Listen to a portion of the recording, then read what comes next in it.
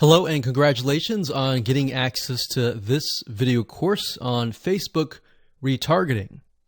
Okay, so this is video number 1, which is the introduction and getting started. So before we get started, I want to give you a quick overview of what's inside this video course so you know exactly what to expect. So obviously this is video number 1. Video number 2 is going to be a visual map of Facebook retargeting. And what that includes is I'm going to show you how Facebook retargeting works. And a lot of times people jump straight into showing you how to set things up. But unless you really understand how everything fits together, what connects to what, and all of that, it's really going to become confusing. Because if you set things up like an email opt-in retargeting campaign or a blog post campaign, or a purchase retargeting campaign, every one of those is different. So once I show you the basics via a visual map, that's when we show you some real life examples in video number 3. Of course, in video number 4, I'm going to talk about the Facebook pixel, what it is, why it's important, and how it's used. And of course, from that point, we'll move to video number 5 and talk about how to add the pixel to your website, whether you're using WordPress, ClickFunnels, Lead Pages, or any other landing page builder.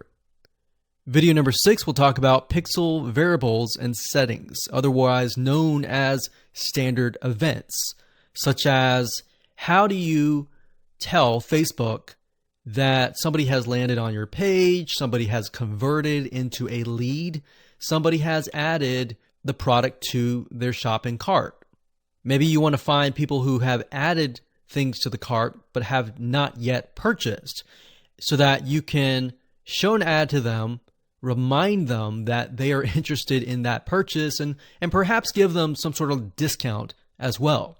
Video number 7, we're going to talk about custom audiences, which are essentially lists or segments of people that you have targeted. And when you create your Facebook ad, you can then target that specific custom audience and show that specific ad to that audience. And then, of course, in video number 8, we'll have some practical application and show you how to create these custom audiences. And of course, last but not least, video number 9, we'll talk about retargeting campaign setup. All right, so let's talk about mindset, because I'm a big believer of having the right mindset before you get started. I want you to realize that you're not going to make a sale. You're not going to get leads right away just by setting up a Facebook retargeting campaign. Converting visitors really does take time. And to be realistic, sometimes 12 to 17 times of touch points, meaning you have to get in front of them 12 to 17 times before they will buy. So I want to make sure that you don't expect an immediate action or an immediate sale. Now, to get started, you're going to need these things. You're going to need to have a Facebook ad account. And in doing so, you'll also need to have a Facebook business account. And you can go to business.facebook.com to get access to a Facebook business account. Now, having a business account is separate from the Facebook ad account. You'll obviously need money for ads, realistically at least $500 or more. This is not free by any means, but it's a great way to test things and find results right away. You'll also need to have an idea of how you are selling your product or service in terms of your website, in terms of your funnel landing page setup, meaning how many pages do you have in your funnel? Do you have 3? Do you have 4? Do you have 5? How many? So you want to have an idea of that before you get started, because it'll start to make sense once I show you around.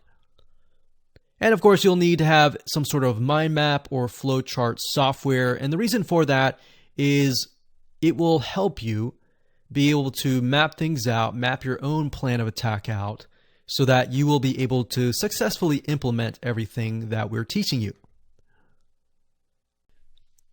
Hello and welcome back. This is video number 2, and in this specific video, we're going to show you a bird's eye view of how Facebook retargeting works. So you may have a general idea of how Facebook retargeting works, but my goal here is to kind of give you a visual mind map of how all the pieces connect together. Because if I jump in and start showing you to do this, to do that, and I don't explain what things are and why things are important, I know that you will get confused, and I don't want to overwhelm you, so that's the goal here. So let's dive in. Obviously, this is going to be the visitor, and the visitor comes to a website, a landing page, whatever page that you want. Let's say that it is a blog post, and it could be a specific blog post. It doesn't matter. So they visit this blog post, and on the blog post, in order for us to know that they visited the blog post, there's going to need to be a piece of code. And that piece of code is called a Facebook pixel. Now, I'm not going to talk about that right now, but all you need to know is that the Facebook pixel tracks them. I'm going to talk briefly about the Facebook pixel later on because it can get kind of technical. So all you need to know right now is a piece of code that tracks them. It lets us know that they have visited this particular blog post. Now, bear in mind that if you want to learn how to set things up with different scenarios, what do you do with an opt-in page? Or what do you do when you're trying to get somebody to fill out a form? Or what do you do when you're trying to sell a product? Well, I'm going to talk about different real-life examples in the next video. All right, so just keep that in mind. Let's just talk about the basics. Okay, so from this point, let's say it's a blog post, and maybe in this situation, what we want to do is whenever somebody visits this particular blog post, we want to create an audience specifically for this. All right, so whenever somebody visits here, they are going to have the Facebook pixel there, and then this visitor essentially will be added on this part to a custom audience. All right. And don't worry, we're going to explain all this later on. Now, this custom audience is going to allow us to say, okay, anybody who visits this page is now added to this audience here. Now, why do you need an audience? Well, you need an audience because when it comes to trying to put ads up, so let's put this up. Let's do a Facebook ad.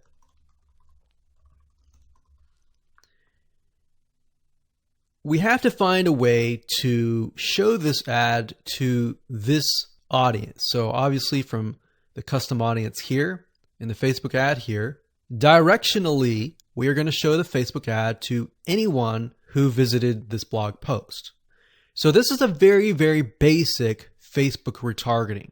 So let me repeat this. Let's do a recap. A visitor comes to the blog post, and this piece of code is just happens to be on this blog post, which will allow us to know, okay, this person visited it and they're segmented into this audience, and therefore we then show them Facebook ads on Facebook to this custom audience. So that is a very, very basic scenario.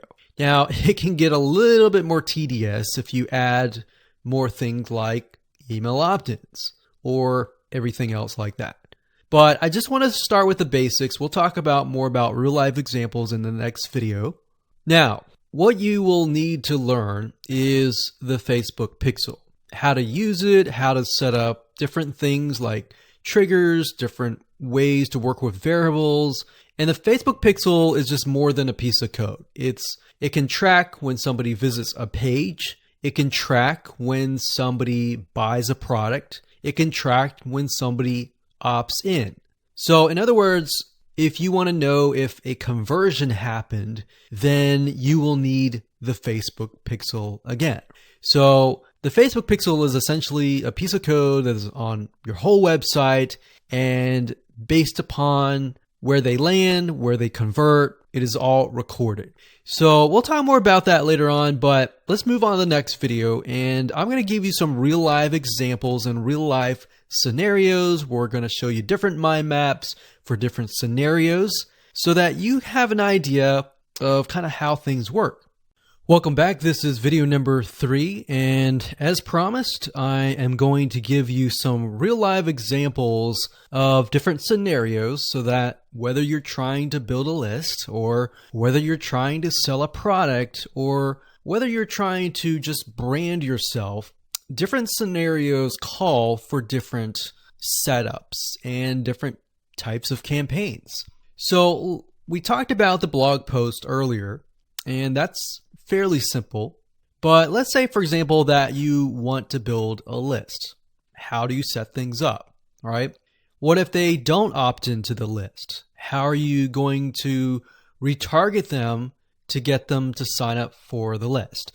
So what you really have to do is you have to get an idea of what you want to achieve. What action do you want? Do you want an email?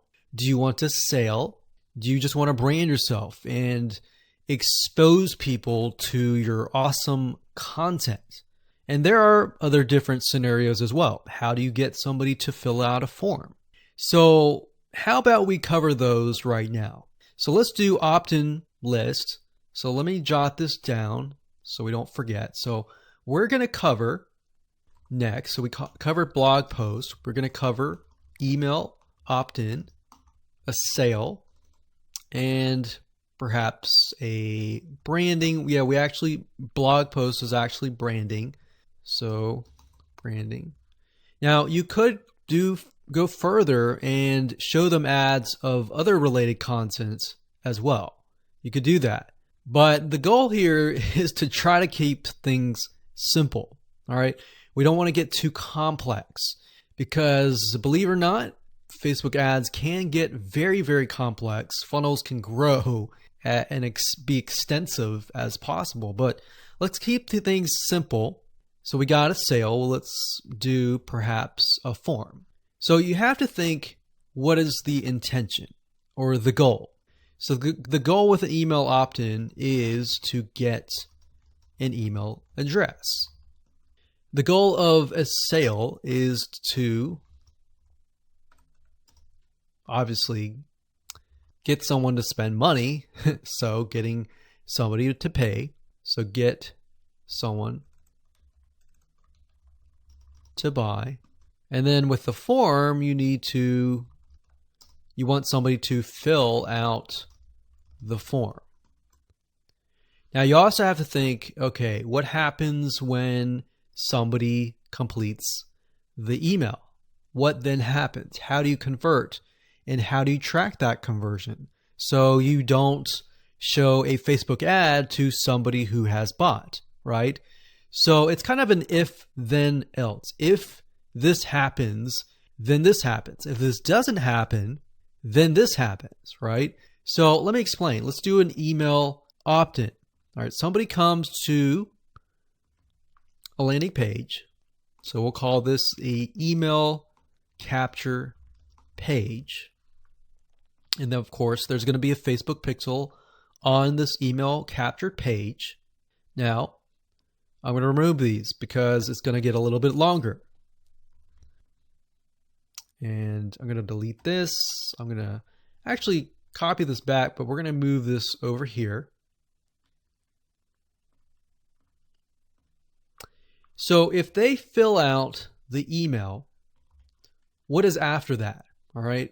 What is after that? So after that, depending on how things are set up, if you got it set up with double opt-in confirmation, which means they have to check their email address and click the link and all that, and it goes to that page, or they fill in the email and it immediately directs them to the next page. Whatever the page is, we'll say page 2. This could be where the freebie is located. And you're going to need to have another Facebook pixel on that page, right? So if you think about it, the Facebook pixel needs to be on this page. Now, the only reason why we would want to show a Facebook ad is if they came to the email capture page, but they did not give us their email, right? In other words, if they did not fulfill the action, then you need to show a Facebook ad. If they did fulfill the action, you don't need to show the Facebook ad, unless, of course, you're selling a product. But like I said, let's keep it simple. So from this point, they either give us the email and then they land on this page. And this Facebook pixel will need to, we'll call it a conversion, and it will need to let us know if it actually converted. Now, if they did not, so we'll put over here,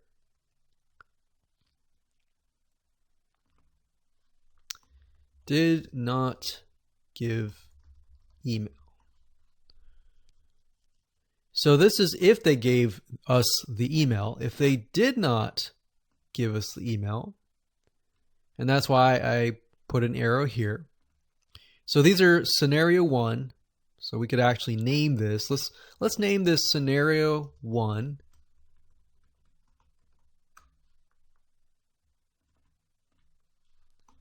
In scenario 2. And obviously scenario 2 doesn't have a page or anything. It's just merely they exited this specific page. If that's the case, we want to retarget them, right? So we are going to say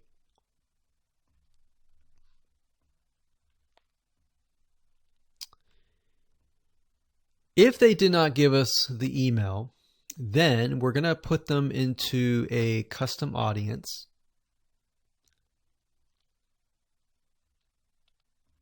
So in certain respects, what it's going to do is if somebody visited this page, but they did not visit this page, then we put them in a custom audience.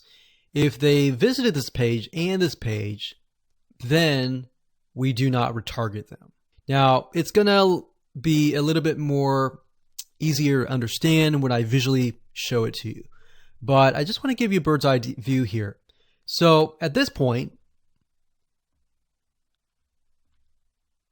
they did not give us the email, so therefore we add them to custom audience, and then we show them a Facebook ad. Now we could add those who signed up into another custom audience as well. So let's say we want to build a list and then we want to retarget them with a lot of great content or a product, for example, that we sell within the email. So different scenarios will require different setups. So that's one setup. That's an email setup. So not only are you setting things up for the if they fill out the email, but if they do not fill out the email.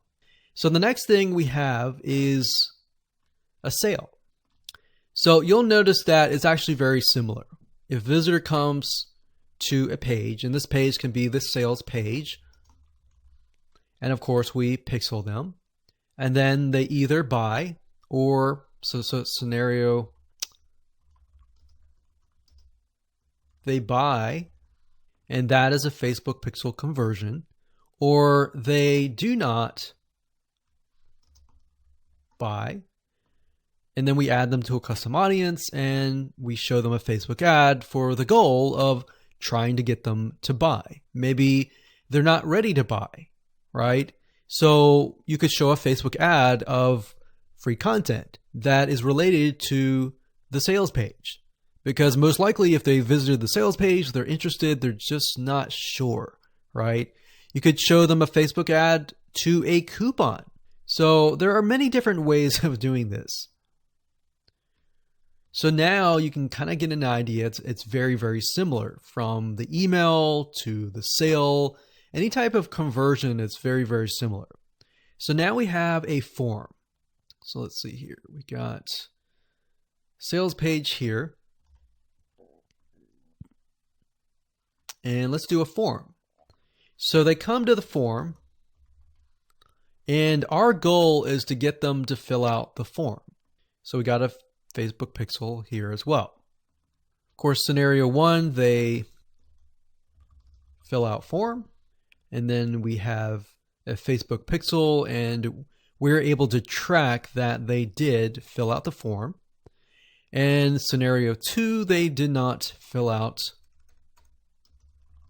form, so we want to retarget them with either really good content or something that speaks directly to them to try to get them to come back and fill out the form. And that can be the Facebook ad. So as you can see, anytime you have an action, it actually becomes very, very similar in the setup.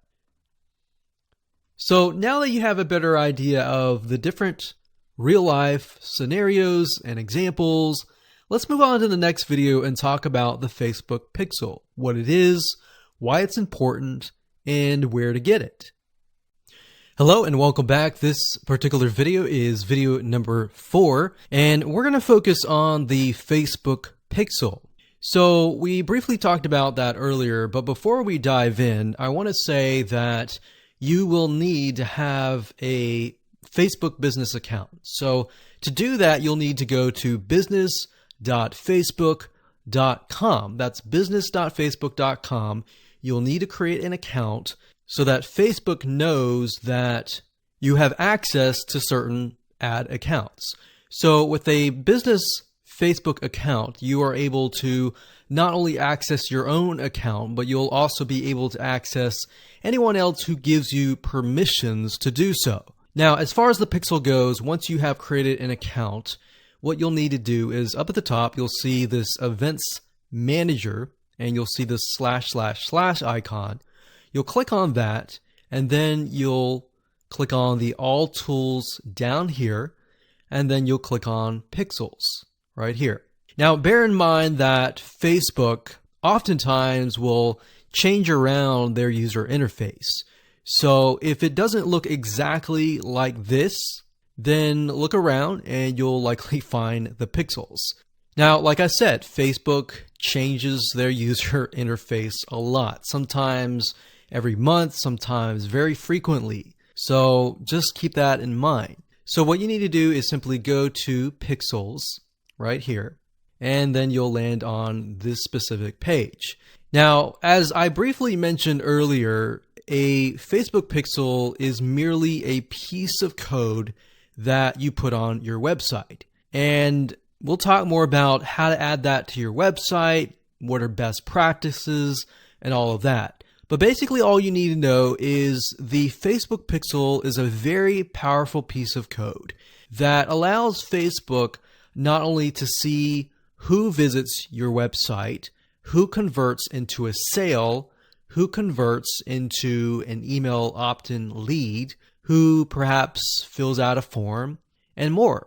It also collects a lot of data about the visitor, who they are, what sites they visit, and a lot more data. In fact, Facebook in itself has so much data that as far as being an advertiser, it enables you to reach more people that are actually interested in what you have to offer. So that's basically what a pixel is. And to set it up, all you have to do is go to this page, click on Setup here, and it'll give you different options. So you can either click this here to manually install the code yourself, and it'll basically give you a piece of code that you will install.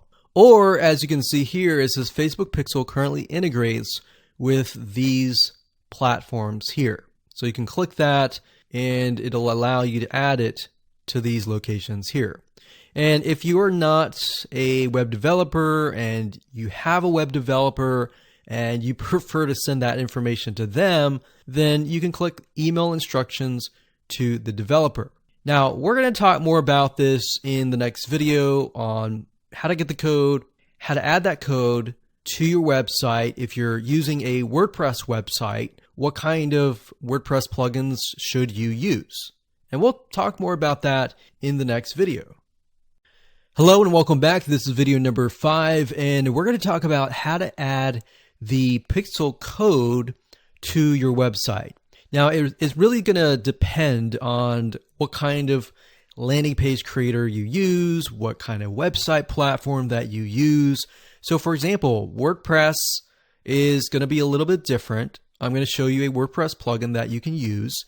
If you're, say for example, using a HTML website page builder or ClickFunnels or Lead Pages or OptimizePress or any other type of landing page builder, you need to make sure that the pixel is on every single page of your funnel, because you're going to want to track everything from start to finish. Or you just want to put the pixel code on the pages that you want to track. For example, the pages where they initially visit, the pages where they convert, the pages where they don't convert, and so forth, so that you're able to kind of get a bigger bird's eye view of what is happening, what people are visiting, what people are not, and all that. So if you click on the install pixel code in Facebook Manager, then you'll see this page. Now, like I said, it can change, but basically what you need to do is it says locate the header code for your website. So what you're going to look for is the head tags, and you're going to put the pixel code within these tags. So like I said, it's going to differ based upon what kind of platform you use. But the majority of times, if you are using something like Lead Pages or ClickFunnels or something similar, then they will typically give you the option to add some sort of code to the head tag. So that's actually very easy to do. Now, when it comes to something like WordPress, you will want to add this code to a plugin. You could do that, or you could add it to the header.php template of your WordPress theme. So I'm going to show you different options that you can take, 2 different options for a WordPress site. But of course, if you're not familiar and this is a little bit overwhelming, you can always get a web developer to do this for you. It's really not hard to do once you understand the concept. So now let's talk about the WordPress plugin that we highly recommend that you use. We actually use this on a lot of our WordPress sites, and it's a free plugin. If you go to wordpress.org/plugins/pixel-your-site, as you can see here, or you can simply come here, click on plugins, and type that in here. That's fine as well. But this plugin is very useful, and it allows you to add your Facebook pixel to certain pages of your WordPress site. So it's a matter of just simply installing the plugin, grabbing your pixel code, and adding it to the settings area. So it's very, very easy if what we talked about before it seemed a little bit daunting. Now, once you have everything installed, the next thing you're going to want to have is you're going to want to install a Google Chrome extension called the Facebook Pixel Helper. And the reason why you want to install this is because you want to make sure that the web pages that you're inserting into Facebook actually have the Facebook pixel. You definitely don't want to assume that it is installed and set up your campaign, pay the money for the Facebook ads, and realize, oops, it's not there. So this is another free plugin for Google Chrome. And if you're using other things like Safari or Firefox, you can probably go and Google Facebook Pixel Firefox or Facebook Pixel Safari. But for Google Chrome, this is what we use. And all you have to do is install it. And as you can see down here, you're going to see this icon. And any web page that you visit in your funnel, if you click that, it should say that the pixel has been found. If it has not been found, you either need to reinstall it, showing what we talked about earlier with the WordPress plugin and all that, or even just hiring somebody who knows how to do that. And it's really not that hard. But this is going to make your life a lot easier. So again, go to Google, type in Pixel Helper Chrome extension, and you'll get this right here. And that's really all you need. All you need to do as a recap is, number one, install the pixel in the head tags for any web page that you want. And number two, get this Chrome extension so that you're able to test and make sure that you've installed the pixel correctly. So now that you understand how to add the pixel to your website, your WordPress site, or your landing page builder, let's move on to the next video and let's talk about the Facebook pixel variables and the different settings of the pixel itself so that you're able to track, you're able to see what is converting and all that.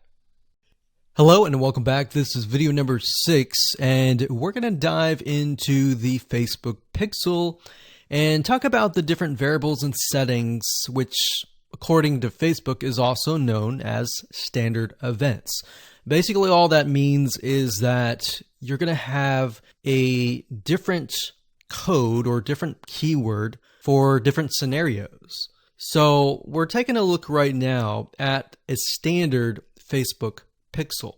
Now I've blurred out or put X's in the area of my Facebook pixel ID. So you know that this is going to be your Facebook pixel ID. Now, if you go to facebook.com and you look for their standard events, you're going to see a list of different event codes. So you can see add to cart. This can track anytime somebody adds an item to the cart. So if you're selling maybe physical items or e-commerce or even digital items and they add it to the cart, you want to use the standard event code here. And what that means is you are going to take this code and put it in your pixel code, and then you're going to put that code on that page. You have another one called add payment info. This tracks when the payment information is added in the checkout flow. So you're going to add that to that specific page. Now, some of these will relate to you, some of them will not. So you can see complete registration. This is great for if somebody is trying to fill out a form and you're trying to get them to fill that form out and you want to track, did they fill that form or not? If they didn't, then this code would not be triggered. If they did, then of course they would land on the page after they fill out the form and you would put that code on that page. We can see contact, which is if they went to a contact page and they contacted you, you could put that on the code and on that specific page. So as you can see, there are tons and tons of different standard events that relate to different actions. So we have donate, we have find location, we have initiate checkout, we have lead. Lead is whenever somebody signs up on your email list. Or they could be a form submission. They could sign up for a trial. They could land on a specific page where you would deem them to be a lead. And you would use that code right here. And then we have purchase. They also have a code for that and a value. So if you're using USD in the United States of America, and you would put the number here. So if it was $47, you would put 47.00 USD. If you were not using USD and you were using your own country's money symbol here, it could be Canadian, it could be AUS for Australia, you could put that here. And then we have schedule, we have search, we have start trial, we have submit application, we have subscribe, we have view content. So view content could simply mean they're viewing a special piece of content. So it could be something like the blog post, right? So we could send them to the blog post. You would make sure that the pixel code has this specific code in it. So why don't we go back to the pixel code and let me show you what you need to do.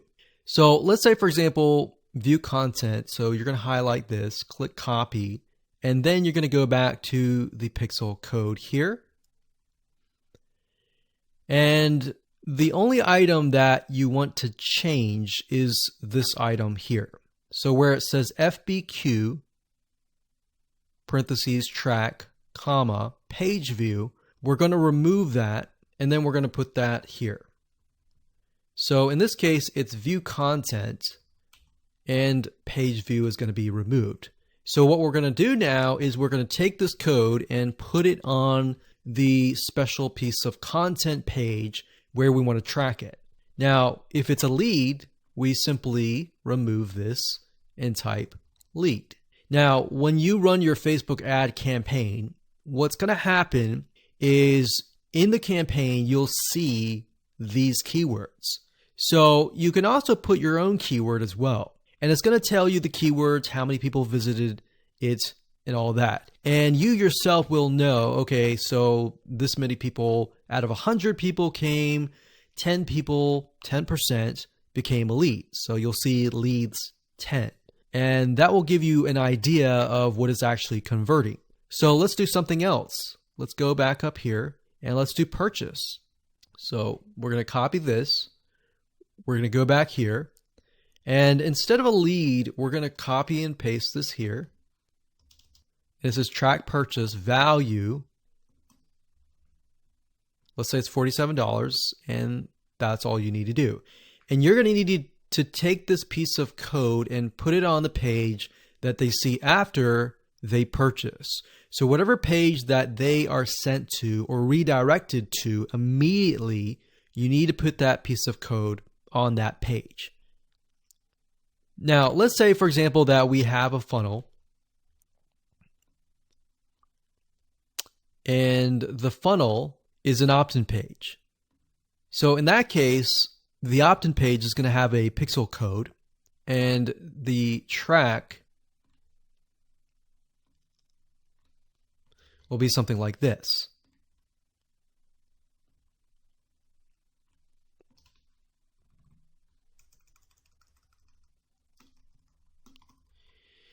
So the opt-in page could be a page view or view content, and then the next page after that, if they subscribe, could be a lead. So throughout your funnel, you have different steps, you have different pages, and on those different pages, you'll have different pixel codes. Now, while that might seem a little bit complex right now, it really isn't. It's a matter of just changing the keyword and putting the code on the right page. And then, of course, using the Facebook Pixel Helper Google Chrome extension to go back to the page, make sure that pixel is on the page, and it'll tell you if the pixel is on the page and specifically what it is. So if it's a lead, it'll show a lead. If it's a purchase, it'll show a purchase. And it really is quite easy once you get the hang of it. So with that said, let's move on to the next video. Hello and welcome back. This is video number 7. Let's talk about custom audiences. Now, when I showed you the visual mind map of how everything works and the different scenarios, we talked about custom audiences being an ad targeting option that lets you find people who either took an action or either didn't take the action that you wanted. So as you can see here, according to Facebook.com, a custom audience is an ad targeting option that lets you find people who already know your business on Facebook. So with that said, to get here, all you have to do is up the top, click this, and then click audiences. And then you'll see a drop-down menu that says create custom audience, and you want to click that. Now you will see an option on creating a lookalike audience, but that's not what we're going to do. You don't really want to create a lookalike audience until you have run enough Facebook ads and you've collected a certain amount of data to know that the lookalike audience is correct. So what is a lookalike audience? A lookalike audience, according to Facebook, is, let's say we run 1,000 people to an opt-in page. And out of 1,000 people, we have about 100 people who opt in. Now, out of the 100 people that opt in, we want to figure and reach similar people based on the 100 people that converted. So what you can do is you can create a lookalike audience with Facebook. And what Facebook will do is it'll go out into the database and find people that are very similar to the people that have opted in. Now, that is super powerful. No other platform can do that. So what you're really doing is you're tapping into Facebook's database according to the data that you have found and comparing and finding people that are similar. You could do that with a purchase. Maybe you have 1,000 people that visited a sales page. And out of those people, we have eventually 100 people that buy. So we want to find 100 people that are similar. So that's what a lookalike audience is. Now, what we want to do in this specific retargeting campaign is to create a custom audience. So these are the different custom audiences that you can create. Now, I'm not going to talk about how to create one just yet. We'll talk more about that in the next video. But as you can see here, as far as custom audiences go, you can find, let's say, for example, an email list of your customers or your subscribers and upload them here. And then you can retarget them. So maybe somebody opted in for a freebie. You could upload that here and you can retarget them and try to get them to purchase a product that might be similar to what they signed up for. So even though they fulfill the action of signing up and giving you their email address, you can still retarget them. They're still potential buyers. Website traffic, you can create a custom audience based upon people who visit your website. So we could say anybody who visits our opt-in page or anybody who visits our blog posts, we want to retarget them. It doesn't have to be that. It can be people who opted in and who saw the next page. Or maybe they clicked a button and they saw a next page.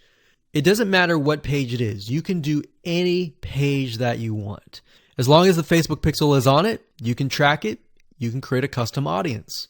Now, app activity is something that most of you will likely not use. You can create a list of people who launched your app or your game or took a specific action. Offline activity, you can create a list of people who interacted with your business, your in-store business by phone, by offline channels, and all that. For engagement, you can create a list of people who engage with your content on Facebook or Instagram. Now, most of you are going to use the customer file or the website traffic. Very, very few people actually use the app activity or the offline activity unless you have a local business. So one of these two, most likely you're going to start out like this if you don't have a list. So you'll start here. So now that you understand the different types of custom audiences that you can create, without overwhelming you, let's move on to the next video and we'll talk about how to create the custom audiences correctly. Hello and welcome back. This is video number 8 and we're going to talk about creating a custom audience. Now, it's really not hard. I'm going to show you step by step what you need to do and we'll give you some recommended criteria to get started. So like I said, most of you are going to use the website traffic custom audience. So I went ahead and just clicked on that one and you're going to see this here. Now, Facebook might change the user interface, but the majority of the time it's pretty much the same. So it says include people who meet any of the following criteria. Now you can change the any to all if you want. So we could say anybody who visits the initial page, any page, or let's say, for example, the blog posts. If somebody visits the blog post or another blog post, let's say we have 3 different blog posts, then we can say anybody who visits any of these 3 blog posts, let's retarget them. Let's put them in a custom audience. So if it's any, you could say all website visitors in the last 30 days. So it's all website visitors or people who visited a specific web page or they spend a certain amount of time on your website. And this is really good to have just in case somebody visits really quickly and then leaves. You're most likely not going to want to create a custom audience to somebody who comes to your website and within 5 seconds leaves. You would rather create a custom audience of people who perhaps came, spent about 10 minutes or more, and then you could create a custom audience on that because that usually means that they are interested in what you have to offer. So you could do that. You could do, specific events like page view, general event, view content, or purchase. Now, if it's a specific web page, then you're going to want to enter the full URL, or what you could do is you could say anybody who visits a specific web page that has the keyword blog in it or paint, something like a keyword. Now, what I would recommend is to enter the full URL right here. So you could have one here, you could include more, like so. So you could click that and include more and more and more. Or you could say something like include people who meet all. So they have to have visited blog post 1, 2, and 3 in order to be considered part of that custom audience. Now, what we found over the years is the more specific, the better. If you can get a custom audience for a very specific page, then when you create a retargeting ad, you will be able to talk to them very specifically. It becomes a problem when you become too general and the Facebook ad is too general and it doesn't really meet the specific needs of that visitor, if that makes sense. Now, another question that you might have is, well, out of the 30 days, do I want to do 30 days, meaning anyone who visits the specific page in the past 30 days is going to be inside of this custom audience? Now, the maximum time is 180 days, so you could do 180 days. But I am going to warn you because the majority of people who come to your page are not going to remember you past 7 days. So, keeping that in mind, you may want to stick with 30 days or less. And if you think about if you go to a web page, a lot of times you're not even going to remember it even 30 days down the road, unless it's a review page for a product that they are interested in or a product that they might be going to buy. So it really depends on the specific page that they have visited. Maybe they clicked add to cart, but they did not purchase. If that's the case, they're most likely going to remember it. But past 30 days, that becomes an issue. And if that becomes an issue, your conversions are not going to be there and they might click spam, which can actually hurt your Facebook ad. So bear that in mind whenever you're creating these custom audiences. Now you can also exclude. So you can say anyone who visits these pages, but I don't want to include maybe the third blog post. So I want to say anyone who visits the first 2 blog posts, but we're going to exclude the third one. You click exclude and you simply do the same thing and you enter the web pages there. So when you're done and you're ready, simply click on audience name, enter the name of the audience. Now, one thing to keep in mind is when you name the audience, name it something that you are going to remember and use a naming convention that you are going to remember. A lot of times it's easy to just name it anything that you want. But as you begin to build more custom audiences, you're going to forget. That's reality. And that's it. Hello and congratulations. You've reached the end of this video course. This is video number 9. And we're going to talk about how to set up your Facebook ad and then set it up so that you are targeting the custom audience. It's actually very easy to do. All you have to do is simply go to your ads manager, create a ad, and then you'll see this screen. Now, as I said before, Facebook likes to change up everything oftentimes once a month, or if not more. So you may not see this screen at all. You may see something totally different.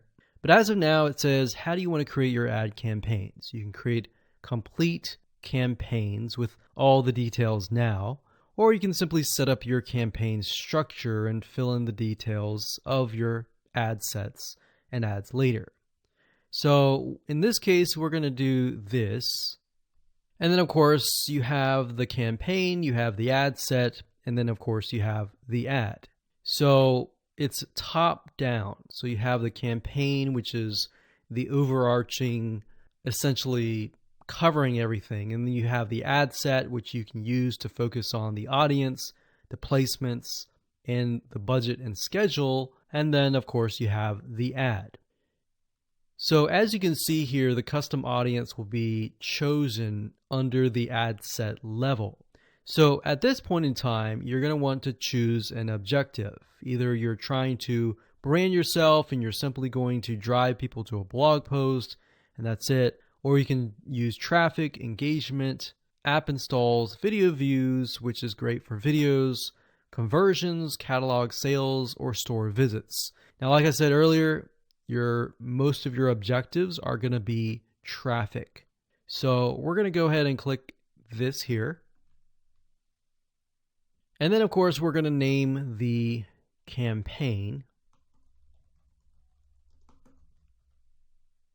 We'll call it Retargeting Test 1. You can split test, you can do budget optimization.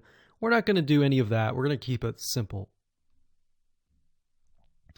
Now, as you can see here, this allows us to focus on a specific demographic. So we've got traffic, we scroll down, and this specific area allows us to choose the custom audience. So as you can see here, custom audiences, you simply click here and you will be able to choose the custom audience. Now, I'm not going to do that now because I've got several custom audiences in there, but you just click here and then choose the custom audience. And it's really that easy. Now, location allows you to specify a specific location. So if you want to do custom audiences, anybody who visited a specific page, but is also located in the United States and is within the age bracket of, let's say, 20 to 30, or even 60, and we only want to focus on men or women, and we only want to focus on a specific language, or we want to do all. So as you are changing these items here, you're going to see a little meter on the right hand side, and this will give you an idea of your potential reach or how many people you will be able to reach. Now, if it's a custom audience, most likely that number is going to be lower. And just bear in mind that if you just started your custom audience, sometimes it takes time and for Facebook to collect enough data for it to actually populate.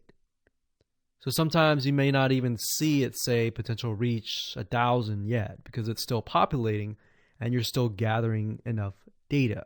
So imagine Facebook is trying to gather enough data about your audience in order for it to actually show your ad to that audience. Now, you can specify it and make it more detailed, but I wouldn't recommend that. If you're focusing on a custom audience, I would focus on the whole audience. And then, of course, you have placements. We just choose automatic, and then the daily budget, usually a good start is $5. You can run the ad set continuously starting today, or you can set a start date and an end date. And there we go. So all the ad set level is focused on custom audiences, the targeting, and all of that. And then, of course, when we move to the ad level, that is when we begin to create the ads, the graphics, and all of that. But I really wanted to focus primarily on this so that you can see where you're supposed to choose the custom audience. So you can only choose, in this case, you can choose several custom audiences, but you don't really want to, because you want to make a Facebook ad that is focused on a very specific person. And that's really all it is. And as you can see, it's not hard to do.